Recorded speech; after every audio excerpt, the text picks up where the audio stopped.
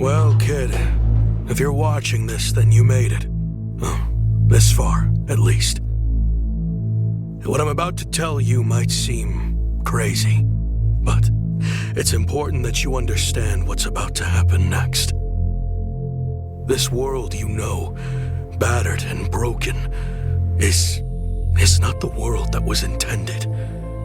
There are those that believe humanity was always fated to destroy itself.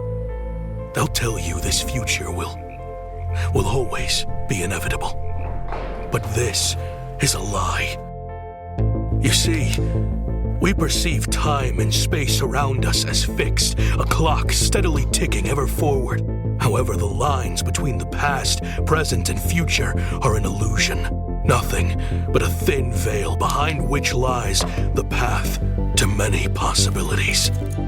I have left you everything you need to put things right. But be careful. Not all is what it seems.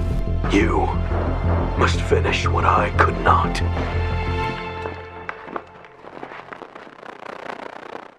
Oh, that's just wonderful. So no pressure then.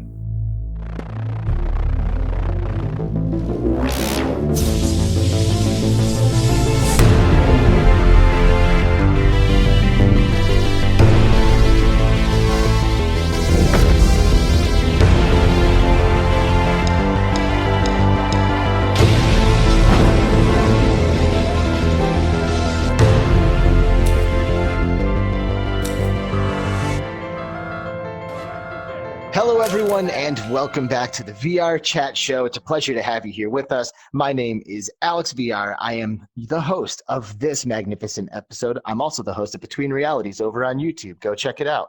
It's a pleasure to have you here with us. We are inside of Rec Room within a world that has been faithfully recreated to represent the new VR game Wanderer.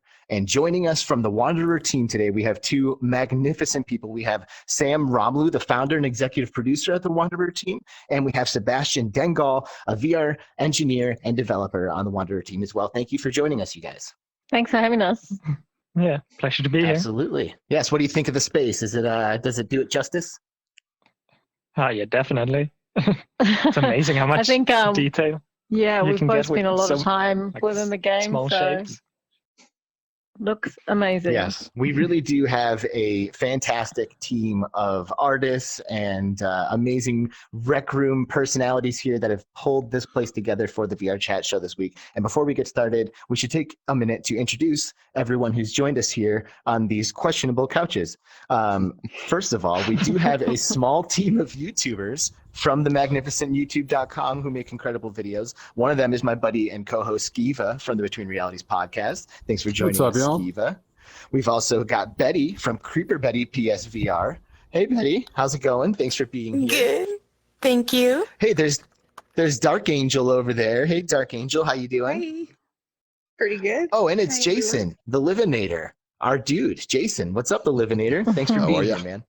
Doing great. Now, in addition to the YouTubers, like I mentioned, we do have artists and people who have pulled this space together. Velp over there, our editor and does animations here. What's up, Velp?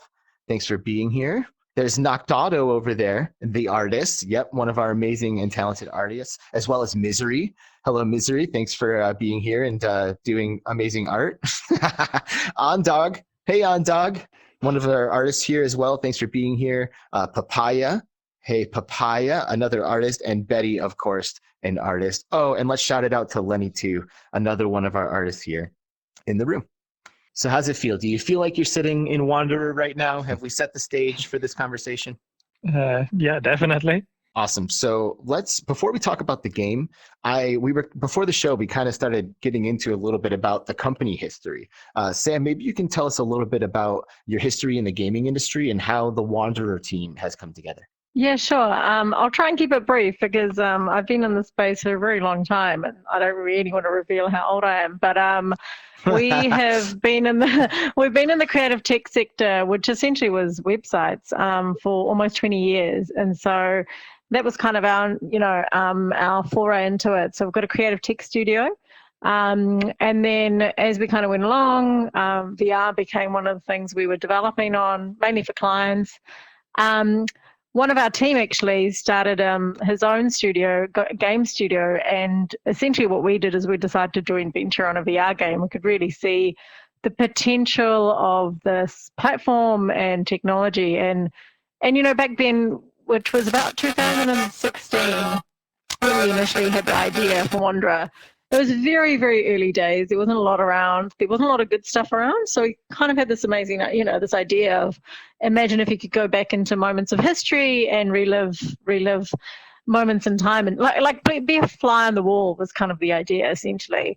And so we put a deck together of Wanderer, the idea about it, this time travel adventure game. And we got a tiny bit of funding, which made us kind of feel like, oh, someone likes our idea, so let's put all of our resources and money into doing this. And for the next 3 years, we tried to get it funded, basically. So, yeah, and then we did finally get it funded in 2019, and we were able to come together properly as a team. So we took people from both studios, combined the team and formed Wanderer essentially. But we've kept the two studio names, M Theory and Odd Boy, as publishers essentially of the game. So, but it is one combined team, and from there we started adding people to the team, and Seb joined later that year, didn't you, Seb? Like in July, August, September, something like that. Yeah. Right. And so Seb's one of the originals. Yeah. And then we, put a team together and got straight into production essentially. So it's pretty exciting. Yeah, good for you. And Wanderer is a pretty new release, right? It came out on January 27th, right? Yeah. January 27th on PSVR and Steam, which is awesome. I'm sure PSVR crowd is amazed, and they love to have a game like Wanderer on their platform. Sebastian, what were you doing before all of this happened? Were you in VR development, or did you kind of start your development journey in virtual reality?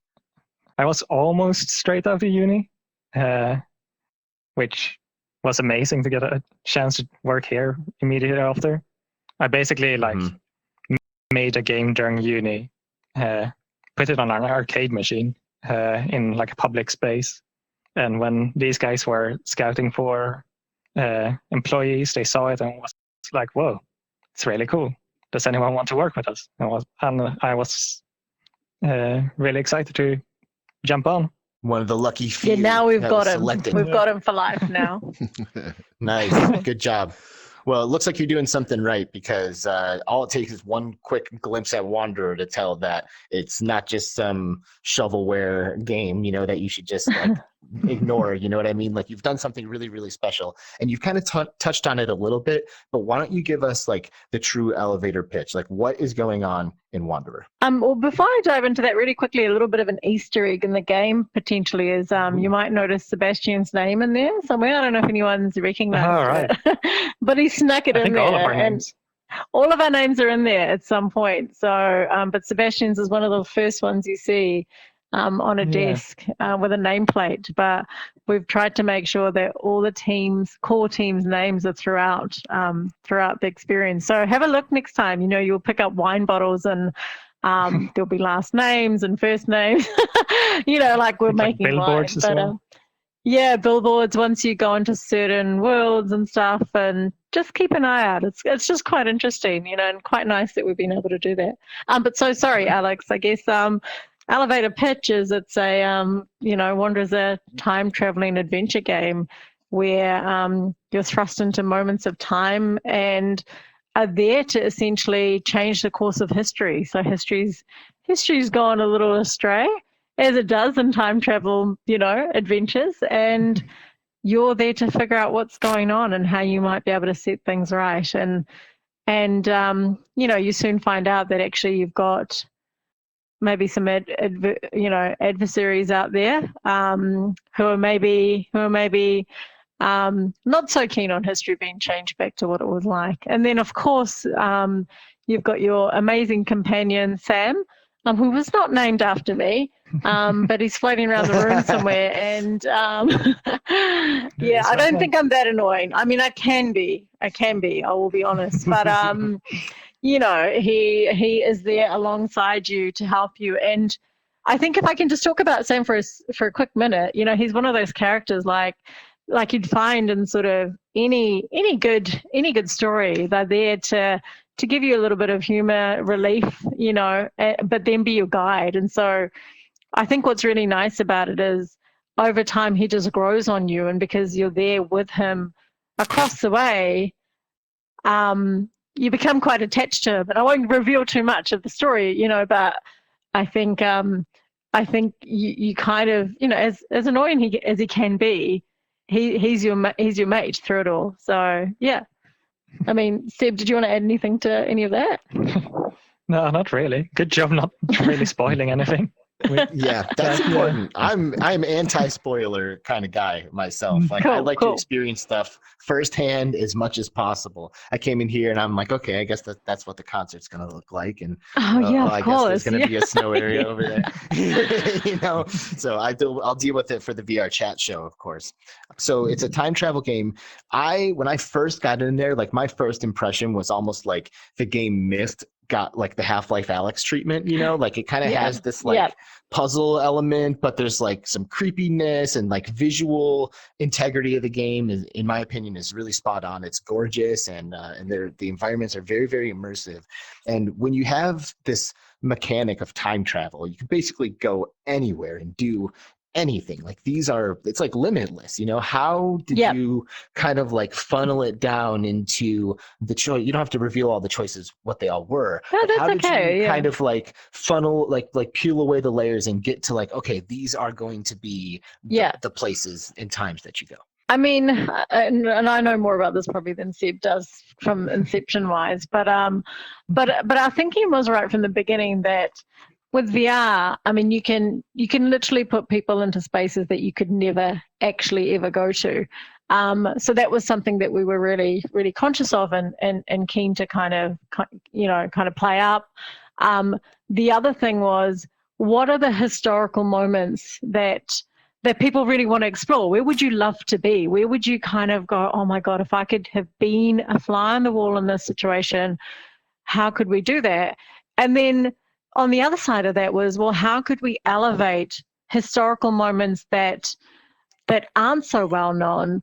How could we elevate women in this space? Came up earlier on in this conversation. I think, history to me personally is what's been documented at the time. So it's not necessarily true history. So it can be really, really tricky to try and find stuff, because if it's not documented, it didn't happen, right? So a lot of that, while you might not see a lot of that diversity right now, the plan is to bring that in. We knew that what we wanted to do was get people into the game, into things that they were just going to be wowed by, that they could recognize and kind of go, yes, I want to be there. And so of course the moon came up as something that, if you could be anywhere, where would you want to be? And hey, in VR we can put you on the moon.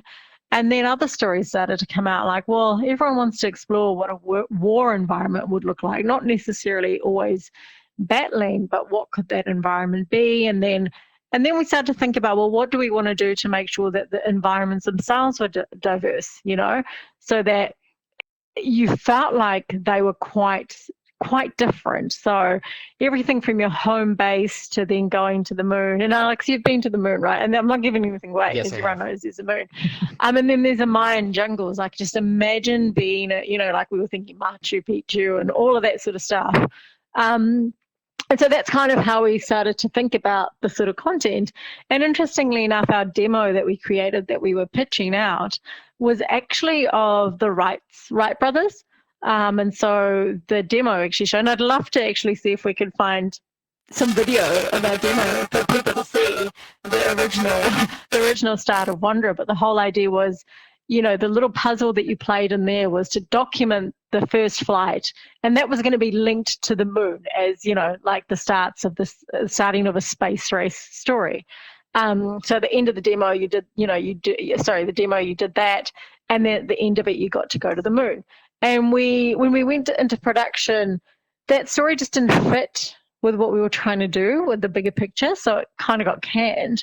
But it was a still really great demo that obviously got us the project. But so I mean that's essentially how we did it. And then the team, our creative directors, spent a lot of time with the writers as well, then going, well, how do you put these together? So the first thing we did after we kind of got the funding was go, well, what's our overlying story? Like, we knew it was a time travel adventure game. We didn't even have a character at that point, like an actual character name or anything. And so then we started to go, well, what is the reason for this? Why are you traveling through time, putting things right? What's happened? And so we put a bed down of the story, which you guys will hopefully see when Wanderer 2 and then Wanderer 3 comes out. We'll try really hard. And so then we kind of go, okay, that's what we want to do. I know, right? And then what would happen in 1? How could we set the scene? How can we get people in here? What can we do to do that? And then we can explore more in 2 and 3. And I could just listen to you talk all day. All right, I don't, no worries. I'm like Samuel. I tell you what. Yeah. So, Sebastian, a lot of games, a lot of VR games, a lot of games, period, kind of take place in like a spot. Like there's like survival games, like the forest, like you're in the forest the whole time.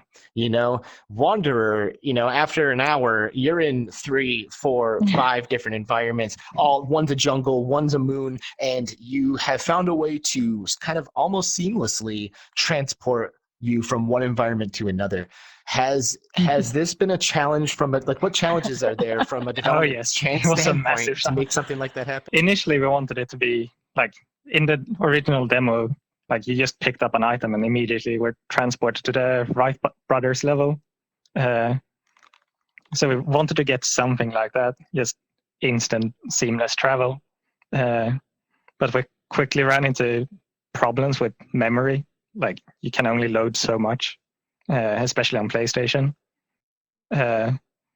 So went through a few ideas and trying to have a loading screen, and it just didn't work. So what we ended up doing is, as soon as you pick up an item and put it in the watch, then that's when the level starts loading. And you can still play in the level and go around, so it doesn't feel like a loading screen as much. But as soon as it finishes loading, it fades to white and you're transported to this level, and in the background we're hiding everything and deleting all the items and carrying over all the items we want to carry over, and then showing the new level. And that ended up being the most seamless way. And we did a lot of work trying to reduce the load times as well. I think the initial PlayStation load time that we had was 30 seconds, which was a while. Yeah, and our initial idea was you're putting the warp item in and you're transported into this time bubble immediately while it's loading. And when we were testing that, we just thought this is just a loading screen. Feels terrible. So yeah, the end result was what we have now. Really, really important to us that we didn't lose that immersion factor, in VR, and especially because you're time traveling, you're meant to feel like you're in this historical place or wherever you are, and you'll feel like you're right there, and then you want to be transported. The worst thing was to feel like we broke that, and you knew. And I think, the guys have done such an amazing job with, and I remember, the trials and tribulations of this and trying to get it right, but it was such an important thing to get right. As some of the bugs that we've had, this was one of the things that we wanted to make sure no one felt like the immersion was broken, and I think it's come out so amazing. Yeah. Sorry, go on, Seb. Sorry. Our setup was so unique that we had to hire someone, Lance, one of our developers, to edit the engine code just so the lighting and everything would work. Because we kind of went against the grain with some of the stuff with Unreal Engine and ran into some problems because of it. But I think the end result ended up being pretty good. Avoided a lot of issues. Yeah, and I think you guys nailed it. I remember when we first when we had the first one, which was you basically picked up something, because in VR, obviously, when anyone goes into VR, the first thing you do is pick stuff around you. It's just natural. And so we wanted to make the most of that idea that you're just picking things up. And so one of the things you picked up in the demo took you somewhere else. And it was such a surprising moment, because up until then you were just picking up stuff, grabbing, throwing stuff around the world. And then you picked up this wrench. And it seemed like an everyday object in the space. And you picked it up, and the next thing you're transported. And I don't know if anyone's watched the movie Tomorrowland, but it was a very, very similar idea. So what we found was that almost everyone who did this immediately dropped it, because they didn't kind of reconcile what was happening. And so that was exactly the effect we'd wanted. And so when we went with the new effect, there was a little bit of concern of, is this going to have that same element of surprise and wonder? Because there is a moment that something's happening. And so instead, the team have done a great job of hyping that moment. So when you're putting the first artifact in, you can feel and see it, like, everything feels charged, right? And so you put that in, and then the whole thing just changes. Something's going to happen. And of course, we use the moon as our first place to travel to, because we want it, and we've seen people just get blown away, and so I think just the sequence of events, while it seems in the game that all of this is very organic, all of that takes so much planning and consideration. Yeah, I think you've done a really good job of delivering that immersive experience for your players. I went into it like thinking about all of this stuff. I'm like, how could you, like, what, they're just gonna like flip my world over and over and over again? Like, let's see. And I like, Yes. Grab the item, and like I can feel that buffer. Like I'm thinking, oh, they're probably loading my level right now. Like I was thinking this stuff to myself, but I honestly believe that 9 out of 10 players, that's not going to cross their mind, and they're just going to be flipping in and out, moving between environments, and just having a blast doing it. So kudos to you, Seb, and the development team for nailing it. Absolutely. So is Wanderer, like, is it done? Is this like, packaged, bow on it, shipped, all set, or can we expect something else coming, maybe in form of DLC or updates or anything like that? We can't give too much away, but Wanderer is Wanderer 1, as you've seen it now, just called Wanderer, obviously, is one of a 3-part series. It was always meant as a 3-part series. And we would love to do the 2 other parts. I mean, anyone who wants to continue the story would just absolutely, like, we want to finish the story. We've got, there's not enough to explore in one game, right? We want to go to so many other moments in time. We want to revisit some of our awesome characters as well, like Tesla. Come on, who's had enough of him? And, Jimmy and the crew, and Janice, good old Janice. But I guess that's the thing, is for us, we just felt like there was so much content. And I'll tell a little bit of a kind of early story of where we actually thought Wanderer would be. Was originally we were thinking of it as very much an episodic style series. So if you think about how you might consume a TV series, we were thinking that once we had the base of the game, and I don't think a lot of people know this, but was that every 3 months we would reveal a new episode. And so that's actually how we pitched it originally. We thought that episodic VR would have been along the way a lot. When we were doing this, we thought that's kind of where the future was going. Interestingly enough, the person who kind of scouted us said, look, just put it into one game, and do it as a full length game instead. And so we kind of, even then we were like, well, there's so much to explore. Let's look at it as a 3-part series. And so there's some really cool stuff that, we're working on now essentially for 2. So the whole story's actually been written. If you can imagine someone's done the key story, now we're kind of delving into, but how does that unfold over the second one, what characters might there be and all that. So look, we'd obviously really love to. We're going back a step into something really small in terms of a DLC. We've got the original soundtrack, which we're just finishing touches on, which I think anyone who's been in the game the sound makes up so much of the It's game. really good.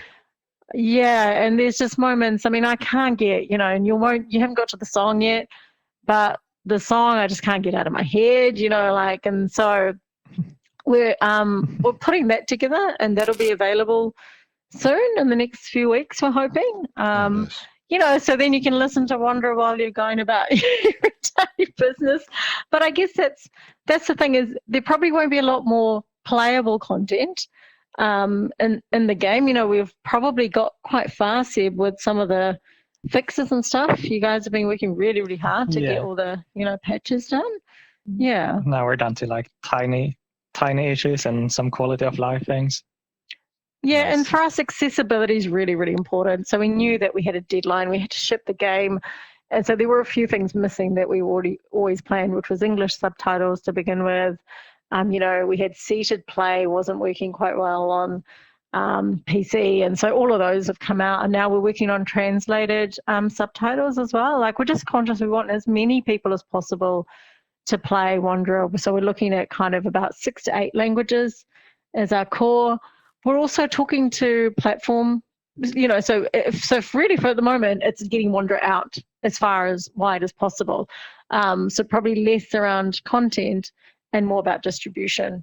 And then starting on the next one, which, look, I guess as game development goes, it is going to be a few years away, right? But it's super exciting being able to work on some of that content. Now I'm thinking about the sort of things that we would love to be, the areas we'd love to be in and how they might play out. So all I can say is expect that, what you see here in this room and all the variation that you see here, we want more of that variation, Yeah, nice. Well, and hey, thanks for not doing the episodic thing, because at first I thought that was going to be the way to do it as well. But then, like, I did Vader Immortal episode 1, and then I was left high and dry, and I never went back for episodes 2 or 3. And I definitely would have played all the way through if I had it. You know what I mean? So I think you guys made the right choice, allowing people to really sink their teeth in, get immersed, become the character, and not have the plug pulled on them just as things are starting to get good. You know what I mean? Yeah.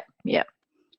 So I think at this point, it's probably a good time to bounce things over to the couch, and we'll have Jason pull some questions in for us from the audience.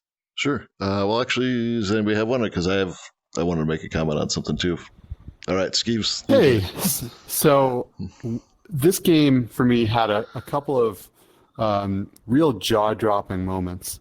And one of the very first early on jaw-dropping moments for me was looking at my watch and hitting the button and having Sam, the watch face, pop off the watch, and the little helicopter thing starts spinning around and fly around the room. How did you guys come up with the idea for how that would work and what it would look like and all that stuff? Well, initially we wanted it to be like part of the hint system, which I guess it kind of is right now, but you would pop him off and he would fly over to some place and say, like, hey, maybe try this. Yeah, ended up being too much work doing that for pretty much every puzzle, but he's still flying around and he's still like that flying around system is still used in some points in the game. I mean, I remember in terms of development, with actually getting that working, it was really, really tricky, Yeah. But the effect when it happened, because I was a lot more high level on this, so I wasn't kind of in the weeds. I'm not a developer. You probably guess that. And so for me, I'd be able to look at moments though, and try it, and kind of had seen this idea of what the guys are trying to do, and on Discord being across all the different things going, oh shit, that's not going to work. Oh, okay, maybe they got it working, but they didn't. So that was a lot of kind of my insights, is just seeing a lot of that conversation play out, and then actually being able to try it at certain points in the game. And the effect is just so unique, right? And being able to have that. And I think if you think about Samuel as well, it really adds to the character. So suddenly you go from something that's just static. So even the watch face, obviously there's all of these things that we looked at that how can you make it look like you literally have a companion there with you? And and I don't know how you guys play, but you miss it when he doesn't comment, or it's kind of like, wait, have you not got anything to say? Or you look at him and, and I'm saying him, right? You think of him as him. And he's essentially just he's a very smart watch, at the end of the day. Yeah. There he is. He's flying by us right now. Yeah. He's like, here I am. I'm listening to you. And I mean, you should just change him into the smart Alec, just has like bursts of talk. So I think I remember the guys trying really, really hard to kind of make sure that the effect of popping as well. I remember that was quite hard. JC was spending a lot of time on how it pops out. And so what you guys see is a very seamless thing. There's a lot of hard work behind, It was so much like small tricky stuff. Like, when you're popping him out, he's like actually attached to something that I think JC named the watch cart, which is like a thing on the ground that drives around. Which is why in some places he doesn't like fly over benches and stuff. In some places.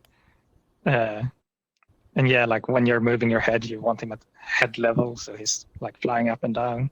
And then what happens if you grab him and then you throw him away?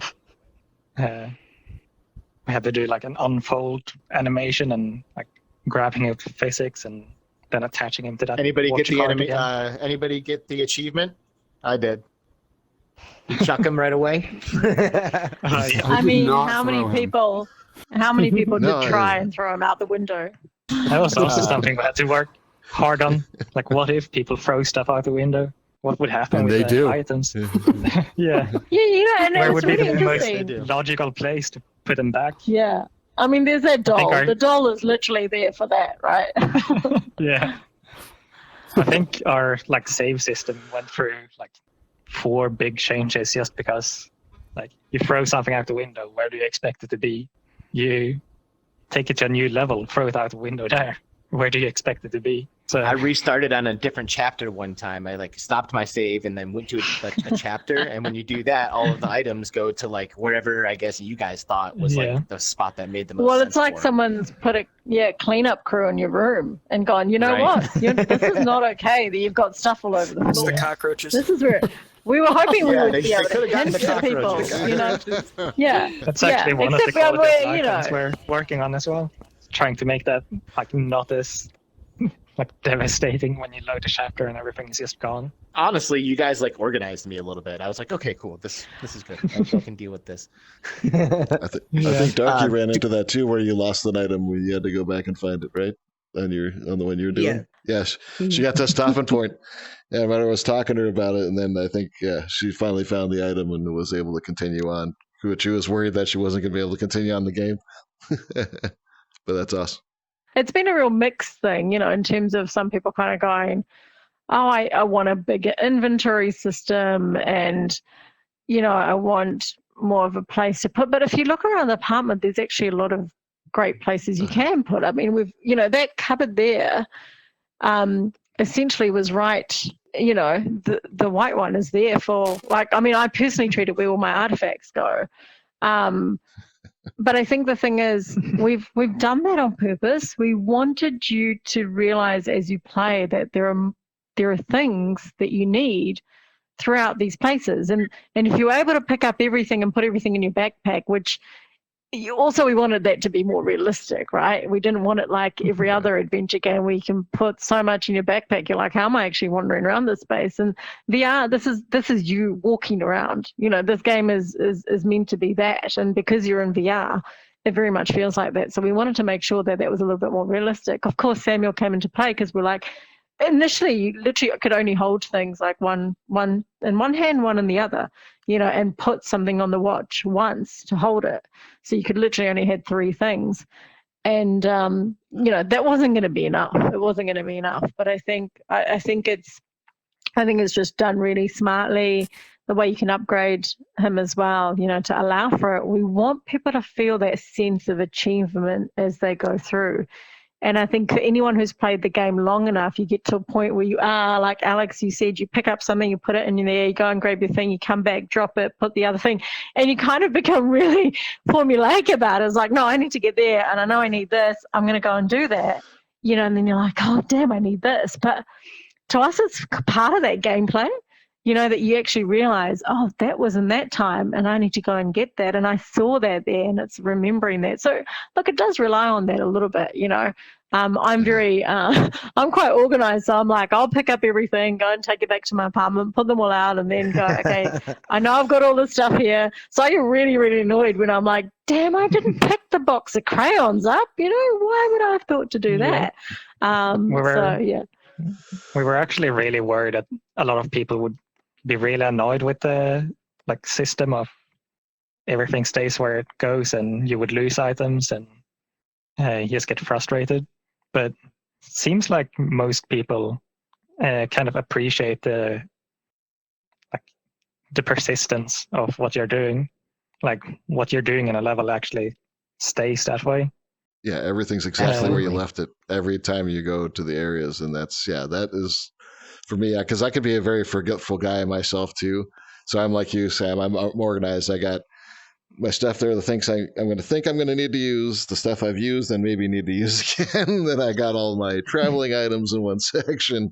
And then I don't want to spoil anything else there, but the things that I know I need to bring to a particular place, I'll bring there. So they're just another factor that's out of the equation. I think also the other thing is that what I was saying before about the surprising elements, like any good adventure game. And, Alex, you mentioned Myst earlier and Half-Life Alyx, which actually came out halfway through development. And so for us, it was a really good checking point, checking against it to go, we're going, and people do want physicality, and Boneworks came out at the same time. So I'm sure, Seb can probably expand on that a little bit. But one of the things that you find in adventure games is you have to have this sort of MacGyver style mentality, right? Like, you want me to put these two things together? Like, I would never have imagined. But and I'm a real big fan of old school adventure games, and it was always about finding things that of course work together, but you never would have looked at them that way. And so that's what I really love about it, is that you find these things, you see them, but then later realize that it is actually quite important, and how you could use it. And of course I won't give things away, but there's a super soaker here somewhere. And that comes in handy in a couple of ways, and surprising ways. And so I think that's also really fun to explore and find, instead of just making them super, super logical. I agree entirely. Yeah, I think you guys nailed it. Do we have another question on the couches? Puzzle games are definitely like my wheelhouse, so I really enjoyed this. And I wanted to get that out there. Thank you so much for making a wonderful game. But I'm also really interested in music elements. So I'm curious as to, the team of people or persons that helped to work on the music for the game, especially considering the element of time. I know there's a super treat section involving music here, but as far as, to really sort of drive home that sort of importance of time, there are a couple of music cues that you do hear throughout the game. So if you could tell us maybe a little more about that. Yeah, sure. To start with, actually, the team is essentially one person who then got someone to help him along the way near the end when we were like, we have a deadline. But he came on board actually very, very early. So when we were pitching the game at the beginning, we must have had a demo out, and he saw that and reached out to us. James Dean. His name is James Dean. Not made up, of course. And he reached out to us and said, look, I love the look of this. I want to do more in games. And actually, it might have been even before we had anything. And I was like, well, do you want to help us on this? And so he did a lot of work for nothing. I'll be really honest, like when we were doing the demo. And it's just such a wonderful story to then we were able to, when we got the funding, to go, hey, guess what? We got it. Get involved. And essentially he was able to start up his own studio, go out on his own, which he'd been wanting to do. And he has just been so amazing. Like I was just saying yesterday, because I'm literally just finalizing the original soundtrack and approving it.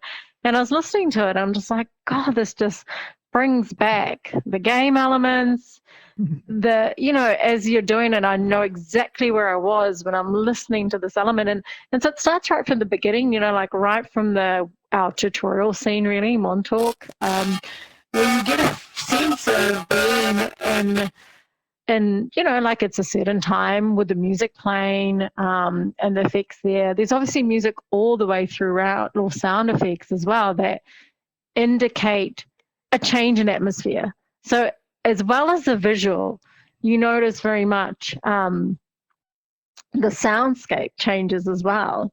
And so, as we're also putting the soundtrack together, there's like the moon has its own slightly different soundtrack, and all the different areas do as well. And James was wonderful. He basically did everything himself. He was Foley artist. He was lead singer, lead drummer. You'll get to see that a little bit later, Alex. But there's an original song in the game. We licensed some songs as well that you'll hear backstage at some point. But the music, even right from the introduction screen, that music sets the scene. And we also know it plays a very important part in our trailers of getting that feeling. I don't know, Seb, what do you think? With kind of, I guess, developing and then having that alongside, It's been really, every time I interact with his systems, I've always been amazed at, wow, there's so much to audio that us non-audio developers never know. The amount of variations and permutations of play this music here, and then the next time that there's a beat, put this track into it and duck these instruments and increase the volume of these. And it all comes together to make a really good experience. And you never really realize it until you, at least for me, when I'm playing games, I barely notice the music unless it's big parts of the game, like the drumming and stuff like that. But then when you're listening to the soundtrack of those games, you're like, wow, there's so much work put into this to make it all work. And music is it really truly is feeling and emotion translated into vibration. So if it's done right in a game, it shouldn't be what you're paying attention to. It should be providing a feeling. It should be providing absolutely. Sounds like that's what's happening. Yeah, and a lot of times we obviously tested the game without the sound. And then you bring in the sound, and I don't know how many trailers I watch without the sound. I'm like, it looks good. Then the sound comes in, I'm like, okay, this is it. It basically pulls it all together, and if you imagine everything from the intro scene, I'm guessing most of you have probably done a little bit, at least up until the croc fight. And there's an intro scene in Montauk, and the music's a little bit more haunting as you start to go through. And then when you get to Boston, there's this refreshing sort of sense of awe and wonder, and then you're on the boat, and the moment is for you to look around and take that time to absorb. And I think it just makes you feel like you've just been transported somewhere. And again, immersion, right? We want you to feel like you're actually there. So the music helps with that along the way, and the sense of drama that you create. The Mayan sounds as well, when you're there, you totally feel like you're immersed in it. And I think, again, without actually breaking all these parts down, you don't realize all the things that come together to make a great game. And then when you break them all down, you're like, there's a lot of bloody hard work that goes into this. And for the user, what you've done is made it so seamless that they don't know what. And we love and appreciate you guys for doing that. We're all VR gamers, we wouldn't have amazing experiences to go through without all of that hard work. So thank you guys so much for everything that you've done to make Wanderer. And I know all of us will be, of course, looking forward to Wanderer 2 and 3, and we'll start calling this one Wanderer 1. I know. We'll come up with some better names. Betty, CreeperBetty PSVR. Hi. Thank you again for everything and joining. I love the game. The question I have, and I know that you kind of touched base and said that, it's hush hush, but do you have kind of, I got two questions, but do you have kind of an ETA of when like part 2 will come out? And then is there something up with the frogs? Because all of a sudden my apartment's full of frogs. I have so many frogs. The frogs. Yeah. Do they multiply? Do they make babies? Like, I just can't. They're not meant to. They're a little special because they're not actually part of any level. They're spawned in, and then that has to be treated differently for the save system, and it gets really tricky. And then you can also like fish up more of them. I used all my cockroaches to fish for my frogs. And then more cockroaches came. So, and then I went fishing again. And then for some reason, I'm just like, every time I come in, I have more frogs. So I have frogs everywhere, all over the place. It's so fun. I love them. It's a real aesthetic. Yeah. Oh, okay. They're not supposed to multiply. But I think I it's swear, almost a I funny. think I have like 20 of them. Oh my God. I think it's almost a funny bug because it's kind of like, well, you've got these frogs here and, I will take a picture so you can see. I don't know where to send it, but I'll I'm sure Jason can get it to me. Yeah. And but I'm like, I'm okay. But I was telling these guys, like, I got so many frogs in my apartment right now. I'm like, are they supposed to multiply and make babies every time I travel? I don't know. There was this one time I was playing and I'd come back. And then, look, I have a lot of problems with this frog. Okay, don't ask me about this frog. The first time I saw the frog, so we had done a set where you could try all the different functions within Wanderer. Is that the best way to call it, Seb? What did we call it? We named it the panic room.